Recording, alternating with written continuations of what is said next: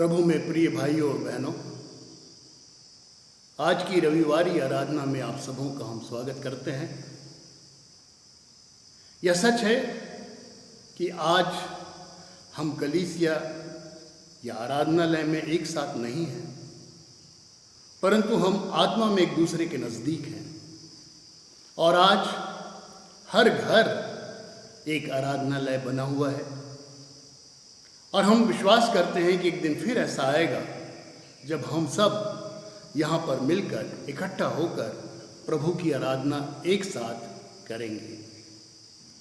प्रभु का वचन यूं कहता है, हे यहोवा के पवित्र लोगों, उसका भय मानो, क्योंकि उसके डरवैयों को किसी बात की घटी नहीं होती।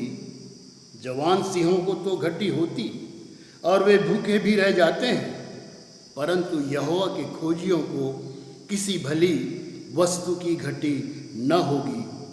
यहोवा के डरवैयों के चारों ओर उसका दूत छावनी किए हुए उनको बचाता है। आइए प्रार्थना करें। प्यारे पिता परमेश्वर, हमारे सृजनहार, स्वर्ग और पृथ्वी के रचयिता, आज के दिन प्रभु हम फिर से आपके करीब आते हैं। आपकी संगति को पाना चाहते हैं प्रभु, आपकी अगुवाई को पाना चाहते हैं पिता। और प्रभु अपने घरों में बैठकर आपसे हम बातें करना चाहते हैं, आपके वचन को सुनना और जानना और उस पर चलना सीखना चाहते हैं पिता। इस निमित्त आपसे प्रार्थना करते हैं प्रभु, हमारी अगुवाई कीजिए, हमारी सहायता कीजिए। आप हमारे बल हैं प्रभु, आप हमारे घमंड हैं पिता, सब कुछ देने वाले। आज की आराधना पे और आपकी आशीष का हाथ हो प्रभु। इस प्रार्थना को आपके पुत्र प्रभु यीशु मसीह के नाम से मांगते हैं, सुनिए और ग्रहण कीजिए, आमीन। आइए हम प्रभु की स्तुति में दो गीत गाएंगे। पहला गीत जो है आत्मा प्रभु का, और आप सब इसे जानते हैं और अपने अपने जगहों में जहाँ पर आप बैठे हैं हमारे साथ इस गीत को गा सकते हैं। और उसके बाद दूसरा गीत जो हम गाएंगे, गीत नंबर 49, जो प्रभु की महिमा के लिए है।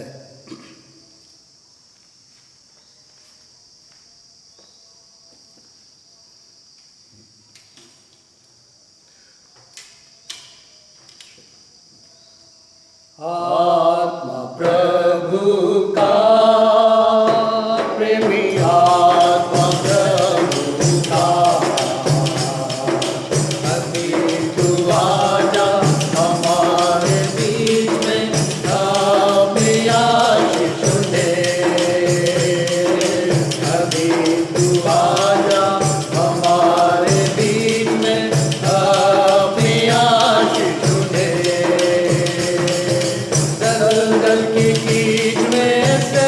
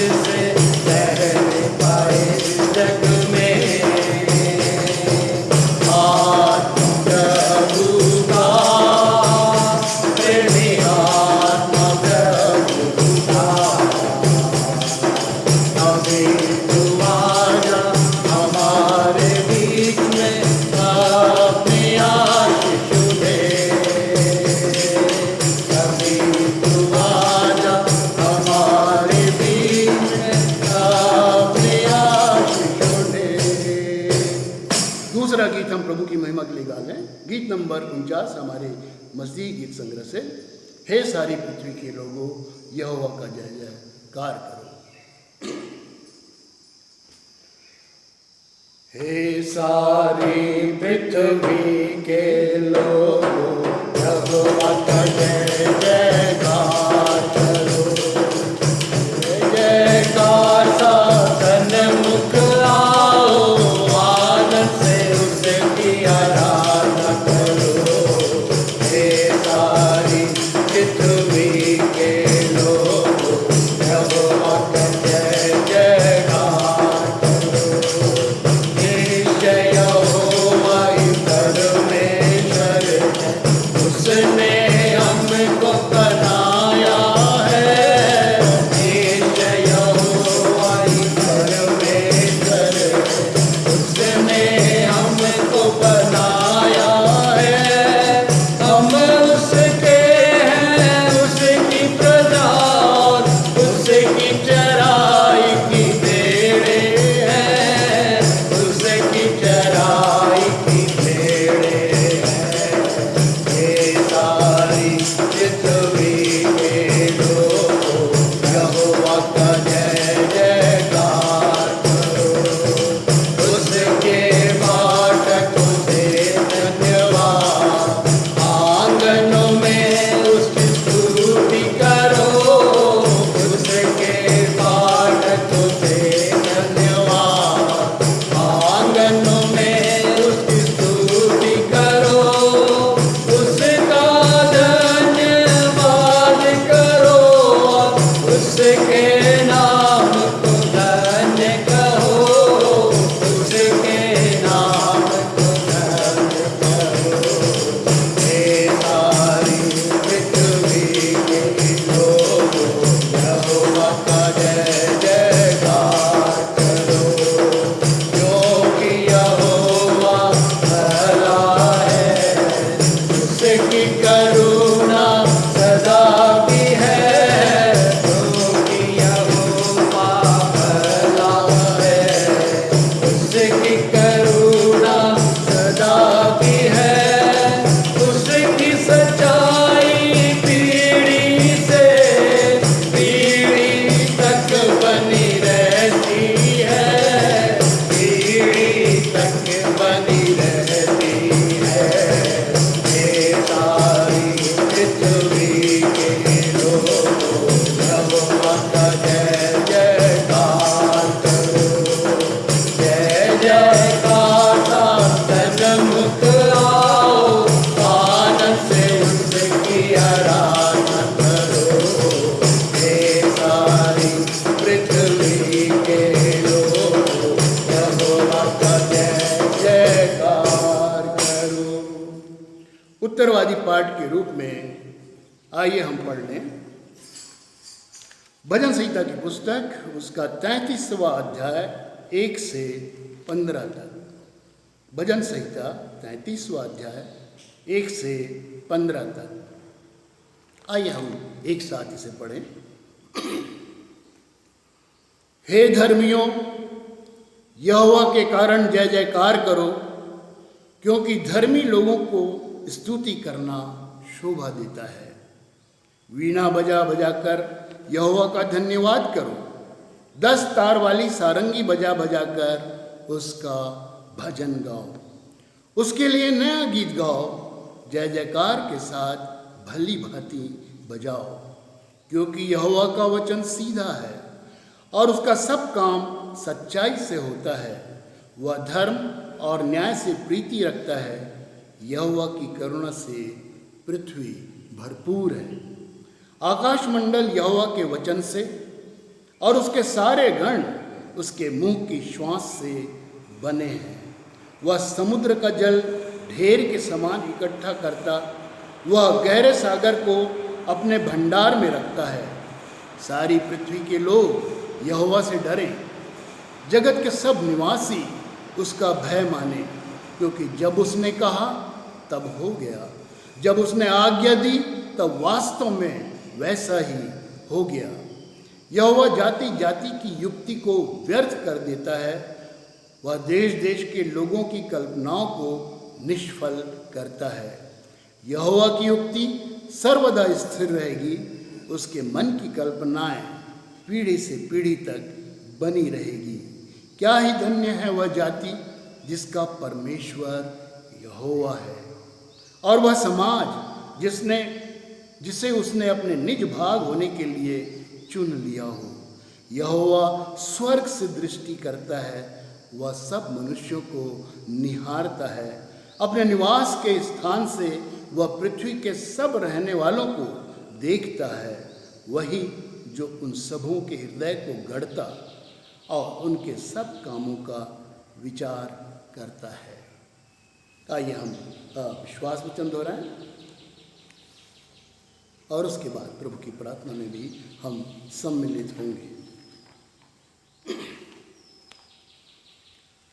मैं विश्वास करता हूँ परमेश्वर पिता पर, जो स्वर्ग और पृथ्वी का सर्वशक्तिमान सृजनहार है, और उसके इकलौते पुत्र अपने प्रभु यीशु ख्रिस्त पर, जो पवित्र आत्मा से गर्भ में आया, कुंवारी मरियम से उत्पन्न हुआ, पोंतियुस पिलातुस की आज्ञा से दुख उठाया, क्रूस पर चढ़ाया गया, मर गया और गाड़ा गया, पाताल में उतरा, तीसरे दिन मृतकों में से जी उठा, स्वर्ग पर चढ़ गया और परमेश्वर सर्वशक्तिमान पिता के दाहिने हाथ जा बैठा है, जहाँ से वह जीवितों और मृतकों का न्याय करने को फिर आवेगा।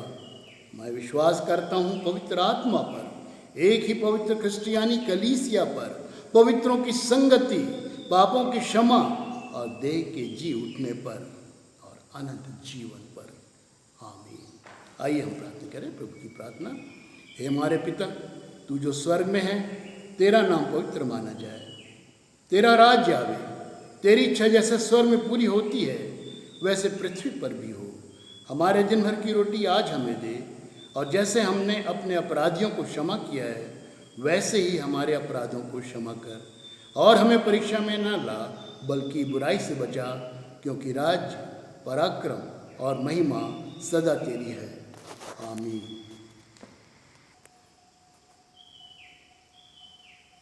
आइए हम कलीसियाई प्रार्थना में जाएं, अपनी कलीसिया के लिए परमेश्वर से अगुवाई मांगे। जो अद्भुत कार्य हमारे जीवन में उसने किए हैं उसके लिए उसे हम धन्यवाद दें। प्यारे पिता परमेश्वर, धन्यवाद देते हैं प्रभु, आप हमारी निगरानी रखते हैं प्रभु, स्वर्ग से आप हमें देखते हैं पिता, और एक एक व्यक्ति पर आपकी दृष्टि बनी रहती है। और प्रभु आप हमारे हर कार्य को देखते और परखते हैं प्रभु, हमारी ज़रूरतों को देखते हैं और उसे पूरा करते हैं पिता। आज जब हमारा संसार, आपकी बनाई हुई पृथ्वी और इस पर रहने वाले लोग लगातार प्रभु विपत्ति में पड़े जा रहे हैं, प्यारे पिता आपसे छुपा नहीं है। पहले भी विपत्तियां आई प्रभु, और आपने अपने लोगों को इन विपत्तियों से बचाया, क्योंकि आप महान परमेश्वर हैं प्रभु, और हमेशा आपके पास धर्मियों की एक संख्या बनी रहती है पिता, और उसी संख्या को आप आगे बढ़ाकर इस संसार को फिर से भरा पूरा कर देते रहे हैं प्रभु। आपका वचन इसके लिए साक्षी है।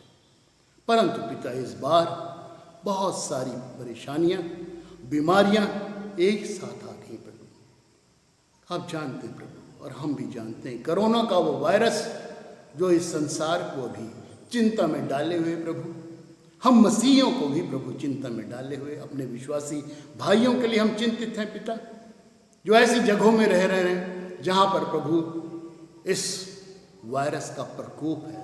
प्यारे पिता आपसे विनती करते हैं प्रभु, उनकी रक्षा कीजिए, आप अपने पंखों के तले उनको बचाए रखिए पिता। आप हमारे गढ़ हैं प्रभु, आप हमारी चट्टान है जिसकी आड़ में प्यारे पिता हम अपने आप को सुरक्षित समझते हैं। उसी तरह से प्रभु कई जगह और अन्य घटनाएं हो रही हैं। दक्षिण अफ्रीका में प्रभु वह काला बवंडर फिर से निकल आया प्रभु, जो कई लोगों की मौत का कारण हो जाता है।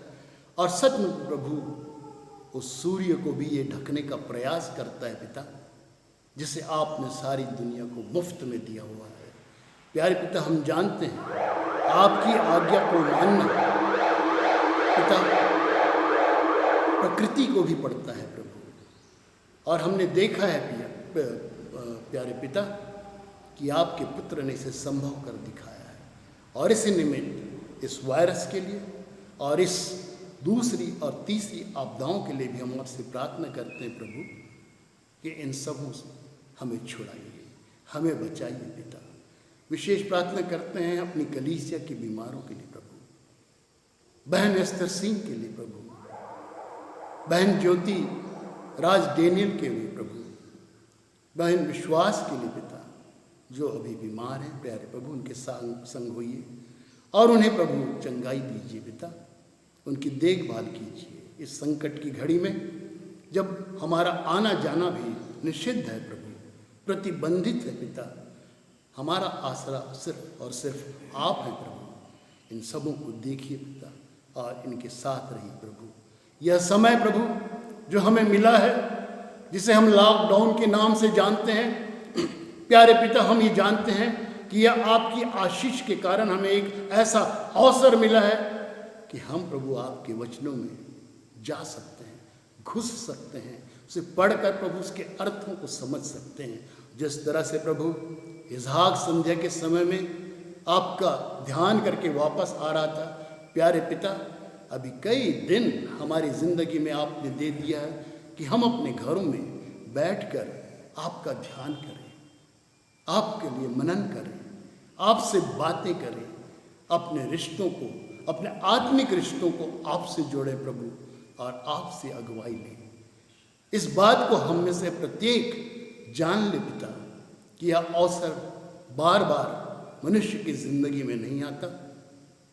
आपने अपनी दया से यह समय दिया है पिता और हम इसका उपयोग करें प्रभु, कुढ़ते ना रहें पिता, कोई जलजलाहट हमारे मन में ना रहे, परंतु प्रभु आपकी शांति को हम महसूस करके इस समय को अच्छे विचारों के द्वारा, अच्छे मनन के द्वारा व्यतीत करें प्रभु। इस निमित्त इस कलीसिया के प्रत्येक व्यक्ति को और उन सारे लोगों को प्रभु जो आप पर विश्वास करते हैं और आपकी ओर देख रहे हैं, क्योंकि आपका वचन कहता है प्रभु, जितनों ने उसकी ओर दृष्टि की उन्होंने ज्योति पाई। और प्रभु हम सब ज्योति पाएंगे, आपसे निर्देश पाएंगे और क्या करना है उसकी अगुवाई भी हम प्राप्त कर सकेंगे प्रभु। और इस निमित्त हम इंतज़ार कर रहे हैं कि आपकी अगुवाई हमें मिले, आपका कथन हमें प्राप्त हो प्रभु और हम उस पर चल सकें, हम यहाँ पर आपकी आराधना कर सके पिता, इसके लिए भी धन्यवाद देते हैं। अपने कलीसिया के प्रत्येक जवान को, प्रत्येक बुजुर्ग को, प्रत्येक बच्चे को आपके हाथों में सौंपते हैं प्रभु और विनती करते हैं आप इनको अपनी छत्र छाया में बनाए रखिए। इस प्रार्थना का आपके पुत्र हमारे मुक्तिदाता प्रभु यीशु मसीह के नाम से मांगते हैं, सुनिए और ग्रहण कीजिए, आमीन। आज का संदेश हमारे बीच में डीकन अनीश भाई अनीश राम लाएंगे और ये अवसर मैं अब उनको देता हूँ।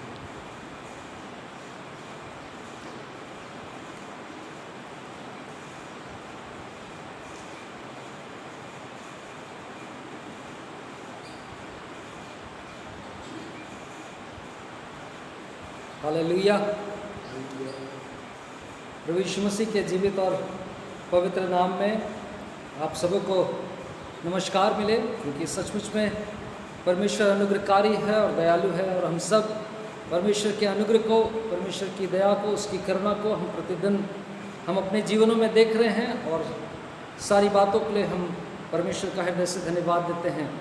निश्चित रूप से हम परमेश्वर के भवन में एक साथ उपस्थित नहीं हो पा रहे हैं, लेकिन मैं विश्वास करता हूं कि परमेश्वर के सामने हम व्यक्तिगत रीति से परिवार के रूप में हम परमेश्वर के सामने आ रहे हैं और उसकी उपस्थिति में हम रह रहे हैं और परमेश्वर का धन्यवाद हो इस अद्भुत और सुनहरे अवसर के लिए। हमारे जीवनों में कई बार हम इस बात को पाते हैं कि विभिन्न प्रकार की परिस्थितियां हमारे जीवन में आती जाती रहती हैं और जब हमारे जीवन में परिस्थितियों का आना और जाना होता है और उस समय में उस परिस्थितियों के प्रति हमारी गंभीरता हमारे जीवन में कुछ काम को करती है। यदि हम उस परिस्थिति के सामने हम बड़े गंभीर होते हैं तो निश्चित रूप से हम उस परिस्थिति के अनुरूप हम कुछ कार्यों को करते हैं। और कई बार ऐसा होता है कि हम उन परिस्थितियों के विषय में जब गंभीर नहीं हो पाते तो हमारे जीवन से वो अवसर, वो जो सुनहरा अवसर जो परिस्थितियों के कारण आया होता है, वो हमारे हाथों से निकल जाता है। एक बार ऐसा हुआ, एक जंगल में आग लगी, और जब जंगल में आग लगी तो सारे जो जानवर थे इधर उधर भागने लगे। और जब बहुत सारे जानवर इधर उधर भाग गए, लेकिन फिर भी कुछ जानवर जो हैं उसमें उस कोशिश को कर रहे थे कि जंगल की आग को बुझाई जाए। मनुष्य भी आ गए, आसपास के लोग भी आ गए और जंगल की आग को बुझाने लगे। और एक छोटी सी चिड़िया उस जंगल के आग को बुझाने के लिए प्रयास कर रही थी, और वो पास के तालाब में जाती थी, अपने चोंच से पानी लेती थी और आकाश में उड़ती थी, और उस जहाँ पर आग लगे हुए हैं उस भाग के उस ऊपर के स्थान में उड़ती, और वहाँ से अपने चोंच से वो 2 बूंद 3 बूंद का पानी जो है वहाँ गिरा देती है। लोगों ने देखा और लोगों ने चिड़िया से पूछा कि चिड़िया, तुम ये क्या कर रही हो, ये क्या तुम करना क्या चाहती हो? ये जो जंगल की आग है उसके सामने ये तुम्हारा 2 बूंद पानी जो है वो कोई काम का नहीं है, तुम ये कर क्या रही हो? तो चिड़िया ने बहुत अच्छा जवाब दिया। उसने कहा कि ये जंगल में मैं रहा करती थी और उसमें आग लग गई है। मुझको इस बात से कोई मतलब नहीं कि मेरा प्रयास इसके लिए कितना फ्रूटफुल है, लेकिन मैं एक बात को जानती हूँ कि जब ये समय, ये अवसर, ये आग समाप्त हो जाएगी, तब मैं इस बात से आनंदित रहूँगी कि उस जंगल में जहाँ पर मैं रहा करती थी, जब वो जल रहा था, मैंने एक प्रयास को किया था। आज सचमुच में सारा संसार उसी जंगल के समान आग में जल रहा है, और मेरे और आपकी भी कुछ जिम्मेदारी परिस्थितियों के साथ परमेश्वर ने रखी है। और जब हम उस परिस्थिति को जानते हैं, जैसा जिसको चिड़िया जान रही थी, और उसने अपने प्रयास को किया और उसने कहा कि मैं इस जंगल की आग को बुझाने के लिए कम से कम मैं इस बात से आनंदित तो रहूँगी कि मैंने कुछ प्रयास किया, मैंने कुछ कोशिश तो की। और सचमुच में आज हमारे जीवन में भी यही प्रकार की स्थिति है कि जब सारा संसार आग में जल रहा है, सारा संसार एक कोरोना वायरस से प्रभावित है, परमेश्वर चाहता है कि हम भी कुछ काम को करें।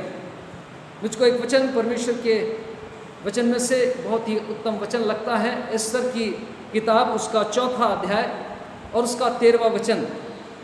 जब यहूदी जातियों के ऊपर एक बड़ा संकट आ गया, मृत्यु का संकट आ गया, राजा की ओर से फरमान निकल गया कि अब सारे यहूदी जाति को समाप्त कर दिया जाए। और उस समय में मोर्दकै नाम का एक व्यक्ति एस्तर रानी जो खुद यहूदी थी उसके पास एक संदेशा भेज रहा है। और एस्तर 4वां अध्याय और उसके 13वें वचन में इस प्रकार से लिखा है, तब मोर्दकै ने एस्तर के पास यह कहला भेजा कि तू मन ही मन यह विचार ना कर कि मैं ही राजभवन में रहने के कारण और सब यहूदियों में से बची रहूँगी, क्योंकि जो तू इस समय चुपचाप रहे तो और किसी न किसी उपाय से यहूदियों का छुटकारा और उद्धार हो जाएगा, परंतु तू अपने पिता के घराने समेत नाश होगी। फिर क्या जाने तुझे ऐसे ही कठिन समय के लिए राजपद मिला हो। सारा संसार इस समय संकट में से होकर गुजर रहा है, और ये वचन जो एस्तर रानी के पास में मोर्दकै ने भेजा है वो सेम इसी प्रकार की परिस्थितियों से संबंधित है। और यहाँ पर लिखा है कि तू मन ही मन ये विचार मत कर कि तू राजमहल में रहने के कारण बच जाएगी। कई बार हमको भी लगता है कि हम तो खुद क्वारंटाइन में रह रहे हैं और हमारे ऊपर किसी प्रकार का कोई कोरोना वरोना हम प्रभावित नहीं होंगे। और यहाँ पर एस्तर रानी भी शायद ऐसे ही प्रकार के विचार को रख रही होगी, और इसलिए मोर्दकै ने एक वचन को, एक संदेशा को भेजा, याद रख कि तू राजमहल में रहने के कारण तू बच जाएगी, ऐसा नहीं है। यहूदियों का कहीं ना कहीं से छुटकारा और उद्धार हो जाएगा, लेकिन तू अपने पिता के घराने समेत नाश हो जाएगी। और मोर्दकै ने इस बात को फिर से कहा, और उसने कहा कि क्या जाने तुझे ऐसे ही कठिन समय के लिए ये राजपद मिला है। पहला पत्रस उसके दूसरे अध्याय उसके 9वें वचन में लिखा है कि तुम एक चुना हुआ वंश, राजपदधारी और याजकों का समाज हो और परमेश्वर की निज प्रजा हो। परमेश्वर ने हमें भी एक राजपदधारी और एक अपनी निज प्रजा बनाया है, और परमेश्वर ने अपने वचन के अनुसार हमें एक मुख्य भूमिका इस विपरीत परिस्थितियों के बीच में दी है। और क्या जाने, परमेश्वर कहता है कि क्या जाने ऐसे ही कठिन समय के लिए परमेश्वर ने हमारे जीवन को इस पृथ्वी के ऊपर बचा रखा है। हो सकता है 2019 का वर्ष हमारे जीवन का अंतिम वर्ष रहा हो, लेकिन परमेश्वर ने हमारे एंड को एक्सटेंड में बदल दिया ताकि हम 2020 के आने वाले समय में विपत्तियों के बीच में हम परमेश्वर के सामने एक प्रार्थना योद्धा के रूप में खड़े हो सकें और परमेश्वर के सामने उस दुहाई को दे सके जिस प्रकार मूसा दिया करता था, और अपनी प्रजा के लिए, परमेश्वर की प्रजा और उसके राज्य के लिए और उसके सारे संसार के लिए वो दुहाई दिया करता था।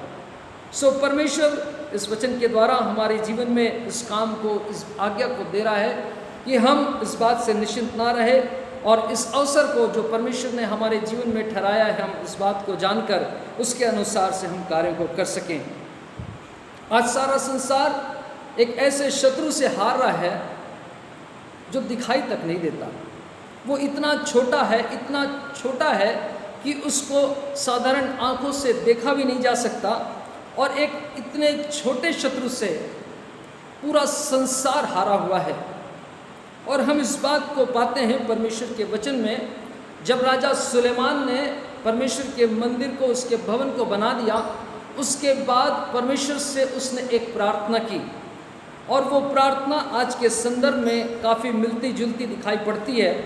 और उसको हम पढ़ेंगे दूसरा इतिहास उसका 6वां अध्याय और उसके 24वें वचन में। दूसरा इतिहास 6वां अध्याय उसके 24वें वचन में, यदि आप अपनी बाइबल को अपने पास में रखिए और ज़रूर उसको खोल कर पढ़िए। वहाँ लिखा है, फिर यदि तेरी प्रजा इज़राइल तेरे विरुद्ध पाप करने के कारण अपने शत्रुओं से हार जाए और तेरी ओर फिर कर तेरा नाम माने और इस भवन में तुझसे प्रार्थना और गिड़गिड़ाहट करे, तो तू स्वर्ग में से सुनना और अपनी प्रजा इज़राइल का पाप क्षमा करना और उन्हें इस देश में लौटा ले आना जिसे तूने उनको और उनके पुरखाओं को दिया है। राजा सुलेमान इस बात को स्पष्ट रीति से परमेश्वर से कह रहा है कि यदि तेरी प्रजा इज़राइल तेरे विरुद्ध पाप करने के कारण अपने शत्रुओं से हार जाए। आज सारा संसार अपने एक छोटे से शत्रु से हारा हुआ है, और परमेश्वर का ये दास परमेश्वर से प्रार्थना कर रहा है कि तेरे लोग यदि अपने पाप के कारण अपने शत्रुओं से हार जाएं। आज सारा संसार सिर्फ इसलिए हार रहा है क्योंकि परमेश्वर के विरुद्ध संसार ने पाप किया है, और इसलिए परमेश्वर ने संसार को उसी के हाल पे छोड़ा हुआ है जिस प्रकार परमेश्वर इतिहास के दिनों में, इतिहास के समय में परमेश्वर किया करता था।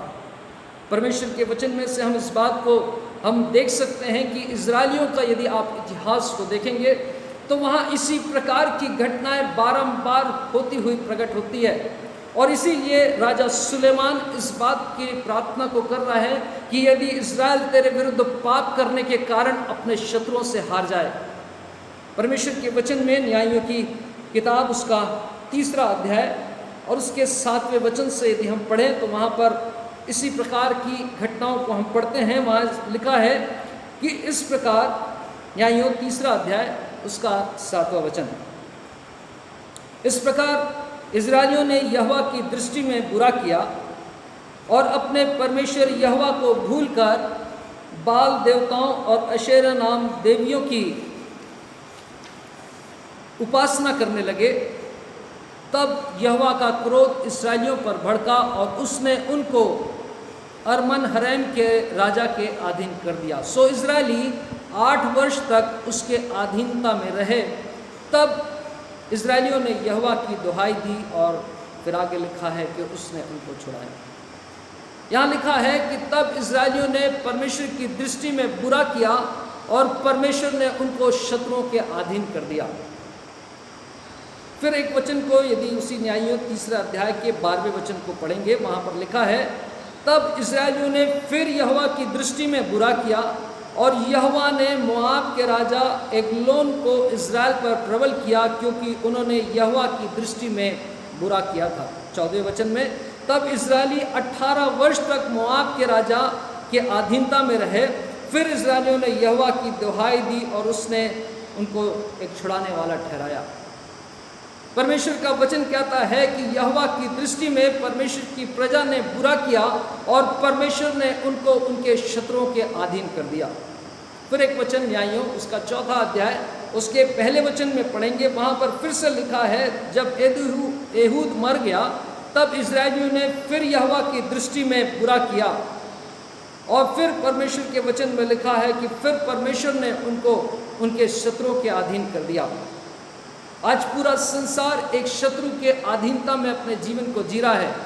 एक संकट का समय पूरे संसार के ऊपर आया है और बाइबल बताती है, राजा सुलेमान ने इस बात को स्पष्ट रीति से परमेश्वर के सामने प्रार्थना में कहा कि परमेश्वर, यदि तेरी प्रजा तेरे विरुद्ध पाप करे और उसके कारण अपने शत्रुओं के वश में पड़ जाए, लेकिन फिर भी प्रभु यदि वो आकर तेरी ओर अपने हाथ फैलाएं और तेरे भवन की ओर अपने मुख को करें और तेरी दुहाई दे, तो प्रभु उनके पाप को क्षमा करना और उनके जीवन में अनुग्रह को करना और उनको छुड़ा लेना। आज सारा संसार जिस प्रकार की स्थितियों से गुजर रहा है, बाइबल के अनुसार यदि हम उसको देखें तो वो स्पष्ट रीति से इस बात को प्रकट करता है कि मनुष्य ने परमेश्वर के विरुद्ध में पाप किया है और इसलिए परमेश्वर ने उसके शत्रुओं के अधीनता में उसको ठहरा दिया है। परमेश्वर, आज इन दिनों में हम लोग लॉकडाउन बहुत सुन रहे हैं। अभी तक के हम लॉकडाउन जानते नहीं थे, लेकिन लॉकडाउन सुन रहे हैं। परमेश्वर के वचन में क्या लॉकडाउन नहीं लिखा है, उसको भी हम लोग देखते हैं। उसी न्यायियों की दूसरा इतिहास की जो पुस्तक है जिसमें राजा सुलेमान ने इस प्रार्थना को किया, दूसरा इतिहास उसका 6वां अध्याय और उसके 28वें वचन में हम इस लॉकडाउन के विषय में पढ़ते हैं। वहाँ लिखा है, जब इस देश में अकाल या मरी या झुलस हो या गेरुई या टिड्डियन या कीड़े लगे या उनके शत्रु उनके देश के फाटकों में उन्हें घेर रखें, उनके शत्रु उनके देश के फाटकों में उन्हें घेर रखें। आज हमारे एक शहर से हम दूसरे शहर नहीं जा सकते क्योंकि शत्रु ने ऐसा जाल बिछाया है कि हम एक स्थान से दूसरे स्थान में हमको जाना, देश तो बहुत दूर की बात है, सारे देश तो ऑलरेडी लॉक्ड हैं, लेकिन हम तो शहर से शहर भी नहीं जा पा रहे हैं। और परमेश्वर का वचन में राजा सुलेमान इस प्रार्थना को कर रहा है कि जब देश में अकाल और मरी हो, आज इन दिनों में इस मरी का आलम जो है हम सबसे छिपा नहीं है और मरी बढ़ती और बढ़ती चली जा रही है। और परमेश्वर का वचन कहता है कि जब उनके शत्रु उनके देश के फाटकों में उन्हें घेर रखें और तब यदि वो तेरी प्रजा गिड़गिड़ाहट के साथ प्रार्थना करे तो तू अपने स्वर्गीय निवास स्थान से सुनकर उनको छुड़ा लेना। राजा सुलेमान इस प्रार्थना को परमेश्वर के सामने कर रहा है और जब राजा सुलेमान ने अपने परमेश्वर के भवन में जाकर इस प्रार्थना को कर लिया और रात को जब वो जाकर सो गया तो परमेश्वर ने उसे दर्शन दिया। ये प्रार्थना थी राजा सुलेमान की, लेकिन उसका एक अप्रूवल, उसका एक उत्तर परमेश्वर के वचन में स्वयं परमेश्वर ने दिया और वो दूसरा इतिहास उसके 7वें अध्याय में पाया जाता है। हम इस बात को पढ़ते हैं, दूसरा इतिहास उसके 7वां अध्याय और उसके 11वें वचन से। यो सुलेमान यहोवा के भवन और राजभवन को बना चुका और यहोवा के भवन में और अपने भवन में जो कुछ उसने बनाना चाहा उसमें उसका मनोरथ पूरा हुआ। तब यहोवा ने रात में उसको दर्शन देकर उससे कहा, मैंने तेरी प्रार्थना सुनी और इस स्थान को यज्ञ के भवन के लिए अपनाया है। यदि मैं आकाश को ऐसा बंद करूं कि वर्षा ना हो व टिड्डियों को देश उजाड़ने की आज्ञा दूं व अपनी प्रजा में मरी फैलाऊं, लिखा है वह अपनी प्रजा में मरी फैलाऊं, तब यदि मेरी प्रजा के लोग जो मेरे कहलाते हैं, परमेश्वर कहता है यदि मेरी प्रजा के लोग जो मेरे कहलाते हैं दीन होकर प्रार्थना करें और मेरे दर्शन के खोजी होकर अपनी बुरी चाल से फिरे। ये वाली बात राजा सुलेमान अपने प्रार्थना में नहीं कह रहा था, लेकिन परमेश्वर ने अपने अप्रूवल के समय, अपने उत्तर के समय इस बात को प्रकट किया कि मेरी प्रजा के लोग जो मेरे कहलाते हैं दीन होकर प्रार्थना करें, मेरे दर्शन के खोजी हों और अपनी बुरी चाल से फिरे तो मैं स्वर्ग से सुनकर उनका पाप क्षमा करूंगा। और परमेश्वर आगे कहता है, मैं उनके देश को ज्यों का त्यों कर दूंगा। परमेश्वर कह रहा है कि मैं उनके देश को मैं ज्यों का त्यों कर दूंगा।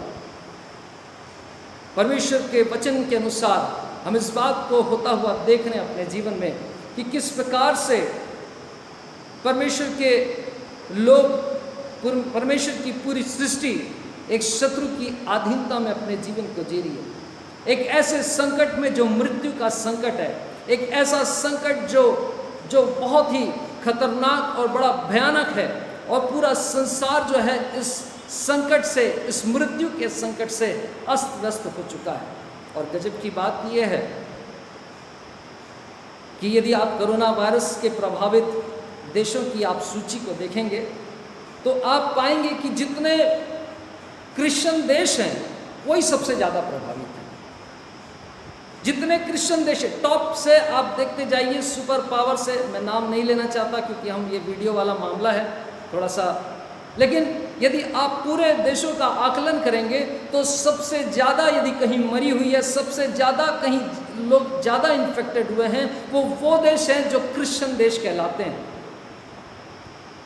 बड़ी हैरानी की बात है, ये वही हाल है जो इजरायलियों का हाल था। परमेश्वर ने अन्य लोगों को उनके शत्रुओं के अधीन तो नहीं किया, लेकिन परमेश्वर का वचन कहता है यदि परमेश्वर की दृष्टि में उन्होंने, इजरायलियों ने बुरा किया और परमेश्वर ने उनको शत्रुओं के अधीन कर दिया।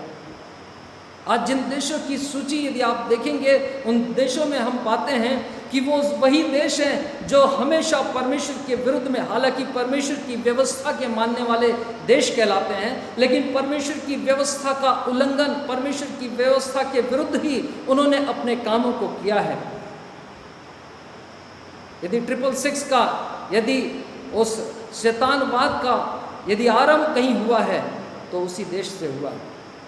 यदि शैतान की आराधना कहीं पर चलाई जा रही है तो उसी देश से आरंभ हुआ है, और वही परमेश्वर के जो देश हैं, जो क्रिश्चियन राष्ट्र कहलाते हैं, देश कहलाते हैं, उन्हीं देशों में इन बातों की हम अधिकता को पाते हैं। परमेश्वर के वचन की खुल्ला उल्लंघन और उसका मजाक बनाना उन्हीं देशों ने आरंभ किया है। 2 महिलाएं आपस में शादी कर सकती हैं, इस बात का कानून जो है उसी देश से आता है। 2 पुरुष आपस में एक दूसरे के साथ विवाह कर सकते हैं, ये कानून उसी देश ने बनाया है। और पिछले दिनों में तो हद हो गई, जब 2 सगे भाई बहन आपस में विवाह कर सकते हैं, ये भी कानून उसी देश ने बनाया है जो परमेश्वर के कहलाते हैं। और आज वही देश जो है वो सबसे पहले नंबर पे है, अपने शत्रु के सामने घुटने टिकाए हुए है।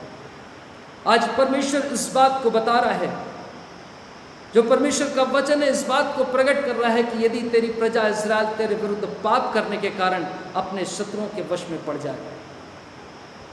आज हमारे ही आंखों के सामने पाप के कारण सारा संसार और विशेष रूप से परमेश्वर के कहलाने वाले वो देश जो हैं वो शत्रु की अधीनता में दिखाई पड़ रहे हैं। और परमेश्वर के वचन में इस बात को हम देखते हैं न्यायियों की किताब उसके 6वां अध्याय में कि किस प्रकार से परमेश्वर ने उस पाप से, उस दशा से निकलने के लिए परमेश्वर ने एक उपाय को हमारे सामने रखा है। वहाँ पर गिदोन का वर्णन है 6वें अध्याय में, और वहाँ लिखा है, तब इस्राएलियों ने यहोवा की दृष्टि में बुरा किया, इसलिए यहोवा ने उन्हें मिद्यानियों के वश में 7 वर्ष तक रखा, और मिद्यानी इस्राएलियों पर प्रबल हो गए। 7वें वचन से, जब इस्राएलियों ने मिद्यानियों के कारण यहोवा की दुहाई दी, तब यहोवा ने उन पर दृष्टि करके गिदोन से कहा, अपनी इसी शक्ति पर जा और तू इस्राएलियों को मिद्यानियों के हाथ से छुड़ा लेगा। परमेश्वर कह रहा है, गिदोन मैंने तुझको ठहराया है कि तू जाकर क्या करे, इस्राएलियों को छुड़ा ले। और तब परमेश्वर ने एक अद्भुत आज्ञा गिदोन के सामने रखी।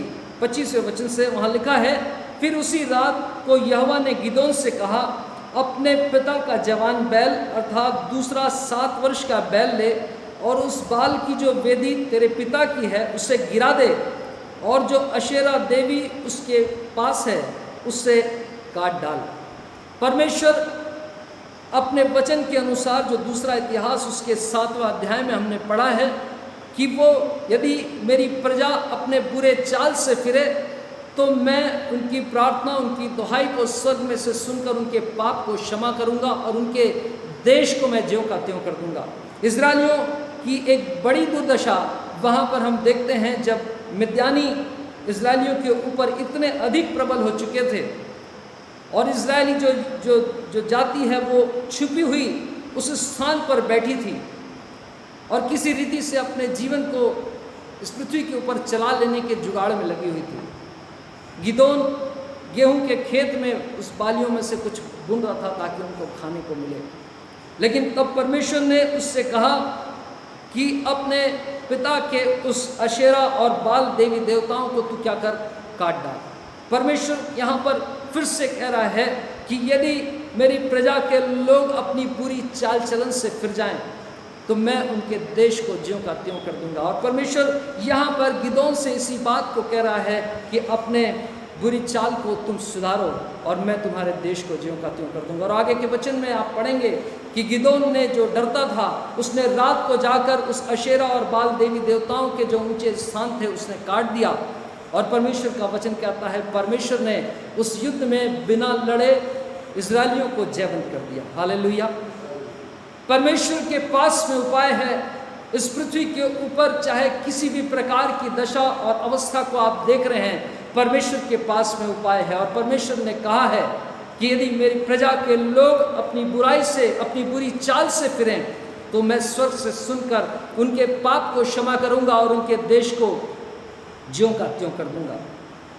योना की किताब को यदि पढ़ेंगे, वहां पर योना नबी को परमेश्वर ने भेजा कि जाकर निनवे के लोगों को प्रचार कर कि निनवे के लोगों में बहुत पाप बढ़ गया। और परमेश्वर के वचन में हम इस बात को पढ़ते हैं, इस बात को पाते हैं कि योना जब निनवे के नगर में गया उसने प्रचार करना आरंभ किया। और लिखा है योना उसके 3 अध्याय में, तब योना यहोवा के वचन के अनुसार निनवे को पहुंचा और यह प्रचार करता गया कि अब से 40 दिन के बीतने पर निनवे उलट दिया जाएगा। तब निनवे के मनुष्यों ने परमेश्वर के वचन की प्रतीति की और उपवास का प्रचार किया और बड़े से लेकर छोटे तक सबों ने टाट उड़ा। तब यह समाचार निनवे के राजा के कान में पहुंचा और उसने सिंहासन पर से उठकर अपना राजकीय ओढ़ना उतार कर टाट ओढ़ लिया और राख पर बैठ गया और मनुष्य और पशु दोनों टाट उड़े और वे परमेश्वर की दुहाई चिल्ला चिल्ला कर दे और वे अपने कुमार्ग से फिरे और उस उपद्रव से जो वह करते हैं पश्चाताप करें। और परमेश्वर के वचन में आगे लिखा है, जब परमेश्वर ने उनके कामों को देखा कि वह अपने कुमार्ग से फिर रहे हैं, तब परमेश्वर ने अपनी इच्छा बदल दी और परमेश्वर ने उनको छुड़ा दिया। परमेश्वर के वचन में हम इस बात को पढ़ते हैं, यदि परमेश्वर कहता है यदि मेरी प्रजा अपने बुरी चाल चलन से फिरे, अपने आप को नम्र करे और दीन होकर मेरे खोजी हो जाए, मैं उनके देश को ज्यों का त्यों कर दूंगा। परमेश्वर तैयार है इस परिस्थिति में भी कि वो परमेश्वर वो कभी ना बदलने वाला परमेश्वर है। वो सदा और सर्वदा एक सा रहने वाला युगानुयुग एक सा परमेश्वर है। वो निनवे के लोगों के लिए यदि वो गिदोन के समय के उसने किया है वही परमेश्वर आज भी करने के लिए तैयार है। आवश्यकता तो सिर्फ इस बात की है कि उसकी प्रजा अपने बुरे चाल चलन से फिरे और परमेश्वर के आगे अपने आप को नम्र करके परमेश्वर के खोजी हो जाए। पिछले साल सितंबर महीने में हम सब जानते हैं कि पिछले साल सितंबर महीने में ऑस्ट्रेलिया में के जंगलों में एक बड़ी आग लग गई। और ऑस्ट्रेलिया के जंगलों में जब ये आग लगी तो ऑस्ट्रेलिया इस बात से बहुत ज़्यादा परेशान नहीं था, बहुत निश्चिंत था, क्योंकि ऑस्ट्रेलिया के पास में बहुत संपन्नता है और ऑस्ट्रेलिया की सरकार को, वहाँ के लोगों को ये बात बहुत अच्छी तरह से मालूम है कि हमारे पास जो फायर ब्रिगेड की व्यवस्था है बहुत उत्तम है। उनके पास आग बुझाने वाले केमिकल्स हैं जिसके द्वारा वो आग को, बड़े से बड़ी आग को वो तुरंत बुझा सकते हैं। उनके पास में ऐसे ऐसे अद्भुत उपाय हैं जिसके द्वारा वो आग के ऊपर तुरंत काबू पा लेते हैं। उनके पास सैकड़ों की संख्या में हवाई जहाज हैं जिसमें हजारों गैलन पानी एक साथ लेकर वो उड़ते हैं और वो आग वाले स्थान में वो पानी की बारिश इतनी भयानक कर देते हैं कि वो आग जो है वो बुझ जाती है। और ऑस्ट्रेलिया सरकार के लिए कोई बड़ा चैलेंज नहीं था, लेकिन वो आग बढ़ती चली गई। सितंबर महीने से लगी हुई आग जो है वो 5 महीने तक लगी रही, और इस 5 महीने में ऑस्ट्रेलिया की सरकार ने हर उपाय, हर व्यवस्था उन्होंने कर लिया।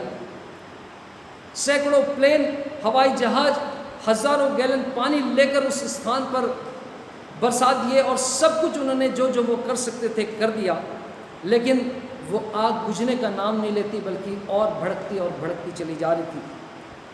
आलम ये हुआ कि हजारों घर जो है वो जलकर समाप्त हो गए, सैकड़ों गांव जल गए, हजारों लोग मर गए, और 50 लाख हेक्टेयर भूमि की जो जमीन है, वो जंगल था, वो आग से जलकर नष्ट हो गया। कम से कम 100 साल और लगेंगे वापस उस जंगल को वापस आने में, क्योंकि 50 लाख हेक्टेयर जंगल उस आग में जल गया। और ना केवल इतना, 50 करोड़ जानवर जल गए। और जब इस प्रकार की स्थिति और सारी अर्थव्यवस्था ऑस्ट्रेलिया की और सारी समस्या बढ़ती चली जा रही थी, ऑस्ट्रेलिया को इसके पहले लगता था कि हम बड़े सुरक्षित हैं। ऑस्ट्रेलिया को लगता था कि हम भौगोलिक स्थिति से हम बड़ी सुरक्षित और बहुत ही उत्तम स्थान में रहते हैं, और हमारे ऊपर कोई शत्रु का आक्रमण नहीं हो सकता, हम बहुत ही सेफ जोन में रहते हैं। लेकिन जब ऑस्ट्रेलिया में आग लगी, वहाँ के जंगलों में जब आग लग गई, ऑस्ट्रेलिया अपने सारे प्रयास के बाद वो उसके सामने घुटने टिका डाला। और ऑस्ट्रेलिया के लोगों ने, इतिहास बताता है कि ऑस्ट्रेलिया के लोगों ने परमेश्वर से कभी इतनी प्रार्थना नहीं की जो उन दिनों में प्रार्थना की। और जब ऑस्ट्रेलिया के लोगों ने परमेश्वर के सामने अपने पापों को माना, अपने घुटनों को टिकाया, हर स्थान पर प्रार्थना परमेश्वर से होने लगी, क्योंकि अब मनुष्य का सारा उपाय समाप्त हो गया था। फिर परमेश्वर का उपाय, उस प्रार्थना के बाद तुरंत परमेश्वर ने उपाय भेजा, और परमेश्वर ने बारिश भेजा। और जब परमेश्वर की बारिश आई, सारा आग अद्भुत रीति से समाप्त हो गया। परमेश्वर का वचन कहता है, यदि मेरी प्रजा के लोग जो मेरे कहलाते हैं, यदि अपनी बुरी चाल से फिरेंगे, मैं उनके देश को ज्यों का त्यों कर दूंगा। आज हो सकता है हम भी अहंकार में अपने जीवन को जी रहे हैं, सब कुछ ठीक ठाक है, लेकिन परमेश्वर कहता है, यदि मेरी प्रजा के लोग, आज मेरे और आपके देश को यदि बचाना है, यदि इस भारत देश से आप प्यार करते हैं, परमेश्वर कहता है, मेरी प्रजा के लोगों घुटने पे आओ। परमेश्वर कहता है, मेरी प्रजा के लोगों अपनी बुरी चाल को सुधारो, मेरे सामने मेरे दीन होकर अब मेरे खोजी हो जाओ मेरे दर्शन के, और मैं तुम्हारे देश को चंगा कर दूंगा। ना केवल इस देश को, लेकिन यदि हम घुटने टिकाएंगे, परमेश्वर उन देशों को भी चंगा कर देगा जो उस भूल भुलैया में शामिल है। परमेश्वर तैयार है, वो कभी ना बदलने वाला परमेश्वर, वो वाचाओं का और प्रतिज्ञाओं का परमेश्वर तैयार है कि अद्भुत कामों को करे। क्यों ना हम परमेश्वर के सामने अपने आप को नम्र और दीन कर ले, अपनी बुरी चाल से फिरें और परमेश्वर से कहे, प्रभु आज से मैं तैयार हूँ तेरे लिए उस प्रार्थना को करने के लिए। शायद इसी जिम्मेदारी के लिए परमेश्वर ने हमारे जीवन के एंड को एक्सटेंड में बदला है, ताकि एक अवसर और दे, ताकि मैं अपने लोगों को देखना चाहता हूँ, क्या वो मेरे दर्शन के खोजी होकर, क्या मैं अपनी बुरी चाल से फिरकर क्या मेरे दर्शन के खोजी होंगे, और मैं उनके पाप को क्षमा करके मैं उनको आशीषित कर दूँ। परमेश्वर चाहता है हम सब जो है उस समय प्रार्थना करें, अपने जीवन में एक निश्चय को लें। यदि आपके पास में प्रार्थना के लिए अब तक आपने समय नहीं निकाला, परमेश्वर के सामने कहें कि प्रभु मुझको एक प्रार्थना का समय ठहरा मेरे लिए। अपने समय को खुद परमेश्वर के सामने परमेश्वर से बोलकर ठहराएं। 1 घंटा का समय, आधा घंटा का समय, 2 घंटे का समय, 3 घंटे का समय, और परमेश्वर से कहे, प्रभु इस कोरोना वायरस के लिए प्रभु मुझको प्रार्थना करने का बोझ दे। उन लोगों के लिए, हालांकि प्रभु आपने मुझको सुरक्षित रखा, लेकिन उन लोग जो प्रभु आज असुरक्षा में हैं, उन लोग जो आज मृत्यु के कगार में है परमेश्वर, उनके लिए प्रभु आप मुझे बोझ दें, ताकि मैं उनके लिए प्रार्थना कर सकूं। और परमेश्वर कहता है, यदि मेरी प्रजा के लोग, परमेश्वर किसी और के लिए नहीं कह रहा, परमेश्वर यदि और अन्य जाति के लोग यदि अपने परमेश्वर के आगे गिड़गिड़ाएंगे, कुछ होने वाला नहीं है। लेकिन परमेश्वर कहता है, यदि मेरी प्रजा के लोग जो मेरे कहलाते हैं, यदि वो दीन होकर परमेश्वर से प्रार्थना करेंगे, मैं उनके देश को ज्यों का त्यों कर दूंगा। आइए हम सब अपने स्थानों पर खड़े हो जाएं। परमेश्वर से हम प्रार्थना करने के लिए जा रहे हैं। हम सब एक मन होकर फिर से एक बार परमेश्वर के आगे गिड़गिड़ाएं और परमेश्वर से कहें, प्रभु मैं आपकी सहायता को, आपके अनुग्रह को पाना चाहता हूँ। प्रभु आप मेरे जीवन में आइए, मुझको बोझ दीजिए, मुझको प्रार्थना करने की इच्छा दीजिए परमेश्वर, ताकि प्रभु मैं सारे बोझ के साथ अपनी बुरी चाल चलन से फिरकर आपके सामने प्रभु मैं अपने जीवन को प्रभु ला सकूं। और परमेश्वर प्रभु जी मेरे ये प्रार्थना और प्रभु मेरे जीवन का प्रभु जी ये समर्पण आपके सामने प्रभु ग्रहण के योग्य ठहरे और प्रभु आपके अनुग्रह से हमारा देश और ये पूरा संसार ज्यों का त्यों हो जाए। प्रार्थना करेंगे हम सब, अपनी आंखों को बंद करें, अपने परमेश्वर को पुकारे, प्रभु मेरी सहायता कर कि प्रभु जी जो अवसर आपने मेरे जीवन के लिए दिया है वो अवसर सचमुच में परमेश्वर मैं प्रभु आपके सामने उसके लिए विश्वास योग्य ठहर सकूँ। जीवित परमेश्वर हम प्रभु यीशु मसीह के नाम से आपके पवित्र चरणों के नज़दीक में उपस्थित हैं। हम आपका हृदय से धन्यवाद करते हैं परमेश्वर, क्योंकि प्रभु आप अद्भुत कार्यों को करने वाले और अपनी वाचाओं और प्रतिज्ञाओं को पूरा करने में सच्चे और सामर्थ्य ईश्वर हैं। इस समय प्रभु हम आपका धन्यवाद देते हैं कि प्रभु आपने कहा है कि यदि मेरी प्रजा के लोग जो मेरे कहलाते हैं, यदि वो दीन होकर मुझसे प्रार्थना करेंगे, मेरे दर्शन के खोजी होंगे और अपनी बुरी चाल से फिरेंगे, मैं उनके देश को ज्यों का त्यों कर दूंगा। प्यारे परमेश्वर हम सबों के हृदय को प्रभु बोझ दें, ताकि प्रभु जी हम सचमुच में आपके अनुग्रह से परमेश्वर उस बोझ, उस तरस के आत्मा से हम भर जाएं और परमेश्वर आपके निकट में प्रभु प्रार्थना करने वाले और प्रभु आपकी दया को परमेश्वर अपने देश के लिए और पूरे संसार के लिए प्रभु हम लेकर आने वाले हो सके। प्यारे परमेश्वर इस निमित्त आप अपनी कलीसिया की सुधि लीजिए, ताकि प्रभु आपकी कलीसिया इन दिनों में प्रार्थना करने वाली कलीसिया हो जाए, इन दिनों में प्रभु आपके दर्शन के खोजी हो जाए, आपकी कलीसिया अपने बुरे चाल चलन से फिर जाए परमेश्वर और आपके अनुग्रह को प्राप्त कर सके। इस निमित्त प्रभु हम प्रार्थना करते हैं, जितने भी प्रभु कोरोना वायरस से प्रभु प्रभावित लोग हैं, जितने भी स्थान हैं, वो सब प्रभु यीशु मसीह आपके सामर्थी नाम के अधीन होकर प्रभु जी हम कलीसिया एक मन होकर प्रार्थना करते हैं। हर एक शैतान की युक्तियों और प्रभु जी कार्यों को हम यीशु मसीह के नाम से बांध देते हैं परमेश्वर, और प्रभु यीशु मसीह आपके सामर्थी लहू को प्रभु जी हम रिलीज करते हैं परमेश्वर। यीशु मसीह आपका सामर्थी लहू हर एक प्रभु जी वो कोरोना पॉजिटिव के जीवन में प्रभु जी कार्य करे, और प्यारे परमेश्वर आपके अनुग्रह से प्रभु जी वो परमेश्वर लोग चंगे होकर आपके अनुग्रह की, आपकी महिमा और प्रभु आपकी तारीफ कर सके। खुदावंत विशेष रूप से हम प्रार्थना करते हैं हमारे भाई सामुएल डोंगरे के लिए और उनके परिवार के लिए, जो प्रभु जी इन दिनों में कोरोना वायरस से प्रभावित है। यीशु मसीह आपके सामर्थी लहू को हम रिलीज करते प्रभु उस परिवार पर, और यीशु मसीह आपके सामर्थी लहू के द्वारा प्रभु जी उनके जीवन में छुटकारा आने पाए। जितने भी प्रभु आपके दास दासी लोग जो परमेश्वर प्रभु जी मेडिकल के स्टाफ हैं और प्रभु जी चाहे अन्य प्रशासन में वो काम कर रहे हैं, इस काम में सहयोग दे रहे हैं, खुदावंत यीशु मसीह आपके सामर्थी लहू का बाड़ा उनके चारों ओर ठहरा रहे, और प्रभु आपकी सुरक्षा में प्रभु जी वो परमेश्वर सुरक्षित बने रहें, और परमेश्वर आपके बड़े नाम की महिमा के कारण हो सके। सारा आदर और महिमा, प्रशंसा और बड़ाई हम आपके नाम को देते हैं, उद्धारकर्ता प्रभु यीशु मसीह के नाम से इस विनती को मांगते हैं, आमीन आमीन। प्रभु सबको आशीष दे।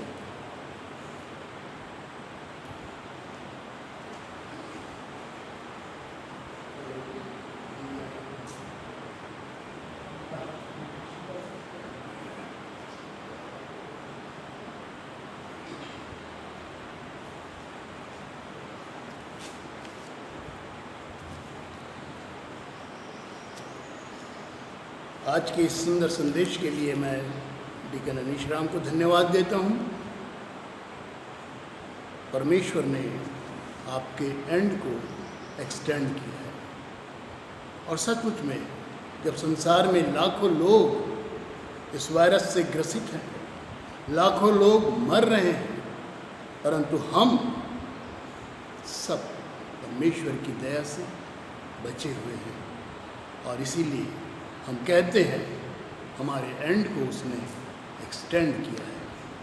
यह अवसर होगा कि हम अपनी भेंटें प्रभु को अर्पित करें, और जैसे अब तक होता रहा है, यह दान जो आप प्रभु को अर्पित करेंगे, आप अपने घरों में अपने पास ही रखिए, और जब प्रभु की इच्छा होगी यह आराधनालय खुलेगा और हम एक साथ फिर से आएंगे, या उससे पहले जब भी आपको अवसर मिले, उस भेंट को प्रभु के आगे हम समर्पित करेंगे, यहाँ आराधनालय में उसे देकर। एक गीत हम गाएंगे, गीत नंबर 406, और इसी वक्त हम अपनी भेंटों को प्रभु को अर्पित करेंगे। जीवन में जब आंधी तुम पर चलती है और जब तुम निराशों के सब होता है, गिनो सारी आशीष, गिनो नाम बनाम, और तुम विस्मित होगे देखकर देश के काम। आज गिनो गिनो नाम बनाम, आज गिनो देखो देश के काम। आज गिनो गिनो नाम बनाम, और तुम विस्मित होगे देखकर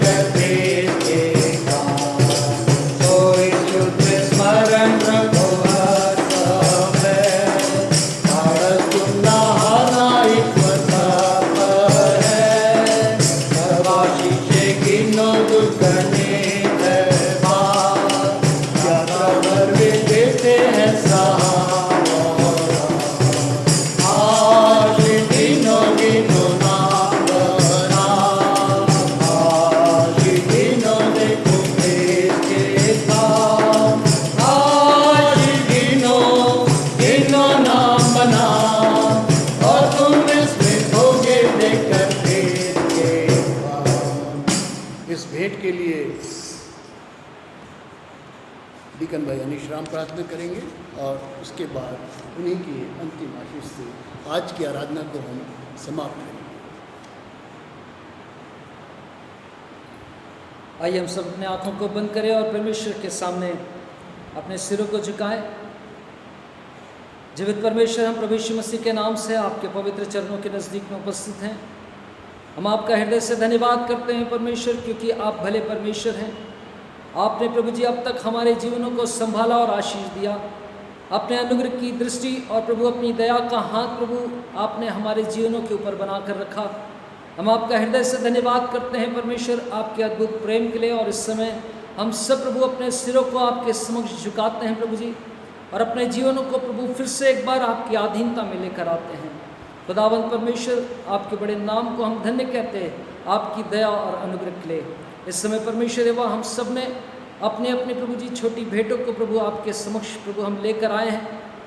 हाँ खुदावंद प्रभु जी, इस समय आपके भवन में आने के लिए प्रभु जी हम लाचार हैं, लेकिन फिर भी प्रभु आप हमारे बीच में उपस्थित रहने वाले, और प्रभु जी अपने लोगों के जीवन में परमेश्वर उनकी प्रार्थनाओं को सुनने वाले परमेश्वर हैं।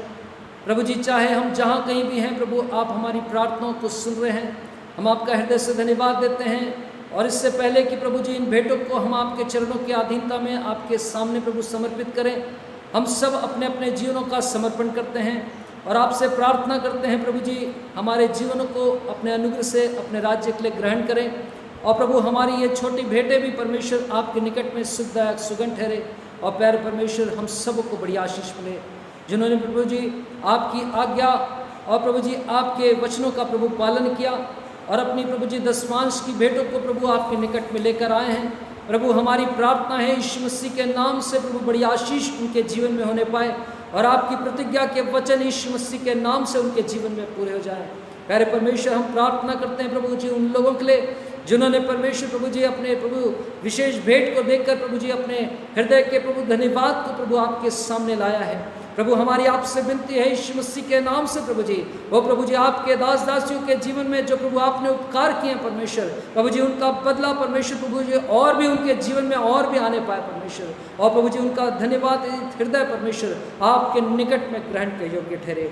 परमेश्वर हमारी आपसे विनती है प्रभु जी, पिछले सप्ताह में प्रभु जी जिन लोगों का प्रभु जी जन्मदिन था, प्यारे परमेश्वर हम आपसे प्रार्थना करते हैं यीशु मसीह के सामर्थी लहू के द्वारा उनका जीवन प्रभु जी आपके अनुग्रह से और भी आशीषित ठहरे परमेश्वर। और प्रभु जी आपके अनुग्रह की दृष्टि उनके जीवन में सदा और सर्वदा बनी रहे। पिछले वर्ष में प्रभु आपने प्रभु जी उनकी सहायता और मदद की। प्रभु जी इस नए वर्ष में प्रभु और भी प्रभु जी उनको बढ़ाता ले चले और भी उन्हें आशीष दे परमेश्वर, और अपना अनुग्रह प्रभु जी उनके जीवन में बनाए रखें। विशेष रूप से प्रभु हम डीकन सतीश महतो जी के लिए प्रार्थना करते हैं। आपके दास को प्रभु आपने फिर से एक नए वर्ष में प्रभु प्रवेश कराया, और प्रभु हम आपका धन्यवाद देते हैं परमेश्वर। प्रभु आपने प्रभु जी उनकी आयु को बढ़ा दिया परमेश्वर, हम आपकी महिमा करते हैं। प्रभु आपसे प्रार्थना करते हैं प्रभु जी अपने दास को और भी अपनी सामर्थ और अपने बल और अपनी आत्मा से भरे परमेश्वर, ताकि आपके कार्यों में प्रभु जी जिस प्रकार से लगे हुए हैं और भी अधिकाई से प्रभु जी वो इस्तेमाल किए जाएं, और भी प्रभु जी उनके परमेश्वर कार्य आपके राज्य और प्रभु आपकी कलीसिया के लिए परमेश्वर उपयोगी ठहरे, और प्यारे परमेश्वर उनको बड़ी आशीष मिले, ना केवल उनके लिए लेकिन उनकी पत्नी और बच्चों के लिए और उनके परिवारों के लिए हम प्रभु आपकी दया और आपकी आशीष को मांगते हैं। प्यारे परमेश्वर हम प्रार्थना करते हैं जितना का प्रभु जी पिछले दिनों में विवाह की वर्षगांठ रही, वो सब यीशु मसीह के नाम से वो परिवार आशीषित हो जाए परमेश्वर। आपकी दया के द्वारा परमेश्वर यहोवा उनके जीवन प्रभु सदा और सर्वदा आपके भय में और आपके अनुग्रह में सदा बढ़ते जाएं। आपका वचन कहता है पति और पत्नी जीवन के वरदान के वारिस हैं। यीशु मसीह आपका वचन प्रभु जी उनके जीवन में परमेश्वर प्रभु जी आशीष और प्रभु आशीष को लेकर आए, और प्यारे परमेश्वर यहोवा वो आपके बड़े नाम की महिमा के कारण हो सके। और भी प्रभु जी जितने लोगों ने परमेश्वर अपनी प्रार्थना की निवेदन को प्रभु आपके सामने रखा है, वो सबके जीवन में परमेश्वर आपके अनुग्रह का हाथ हो। आने वाले दिनों में प्रभु हम गवाहियों को सुनकर हम आपकी बड़े नाम की महिमा और प्रशंसा करने पाए, ऐसा अनुग्रह कीजिए। सारा आदर आपको देते हैं, उद्धारकर्ता प्रभु यीशु मसीह के नाम से इस विनती को मांगते हैं, आमीन। हम आशीष ग्रहण करें। परमेश्वर तुझे आशीष दे और तेरी रक्षा करे। परमेश्वर तुम पर अपने मुख का प्रकाश चमकाए और तुम पर अनुग्रह करे। परमेश्वर अपना मुख तुम्हारी ओर करे और तुम्हें शांति दे। और अब हमारे परमेश्वर पिता का प्रेम, प्रभु यीशु मसीह का अनुग्रह, पवित्र आत्मा की संगति और सहभागिता हमें से हर एक के साथ, पूरी कलीसिया के साथ, विश्व के तमाम विश्वासियों के साथ अब से लेकर सदा तक बनी रहे, आमीन। पवित्र आत्मा पिता पुत्र इन तीनों की अभोवेस्तु, जैसा कि वो आरंभ में था, अब है और सदा रहेगा, आमीन। सबको जय मसीह की। प्रभु सबको आशीष दे।